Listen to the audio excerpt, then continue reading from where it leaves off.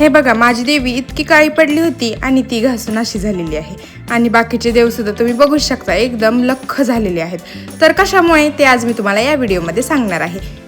Hello friends, नमस्कार. मी ऐश्वर्या तुमच्या सगळ्यांचं खूप खूप मनापासून स्वागत करते आपल्या लाडक्या यूट्यूब चॅनलवरती. तर इथे तुम्ही बघू शकता मी ना देवाशी छान मस्तपैकी ना घासून घेतलेले आहेत.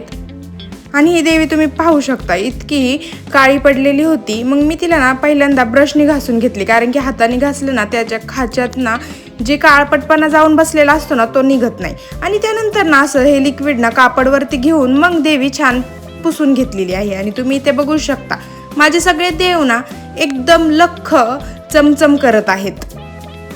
तर हे कशामुळे आणि कोणत्या लिक्विडमुळे हे मी तुम्हाला आता सांगते. तर हे रुपेरी म्हणून एक लिक्विड येतं. हे फक्त चांदीच्या वस्तूंना वापरण्यासाठीच आहे बरं का.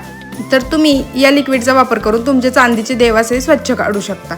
तर मी ना आता माझी पुढची पूजा करून घेते. म्हणजे ना मला देवीची साडीसुद्धा बदलायची होती आणि महिन्यातनं एकदा ना मी अख्खं देवघर पूर्ण पुसून सगळं साफ करत असते. त्यानंतर देवघर साफ करून झालं आणि मग देवीचा मळवट भरायला घेतला. आणि असं पूर्ण मळवट भरला ना देवीचा की देवी दिसायला ना एकदम तजेलदार दिसते. त्याच्यामुळे मी ना तसंच तो मळवट भरून घेत असते. आणि आता बाकीची पण देवपूजा करून घ्यायची होती, म्हणून मग काय पटपट बाकीची देवपूजा करून घेतली. आणि तुम्ही इथे बघू शकता या लिक्विडने ना सगळे देव एकदम छान असे चमचम करत होते. तर तुम्ही पण हे लिक्विड ना नक्कीच एकदा वापरून पहा.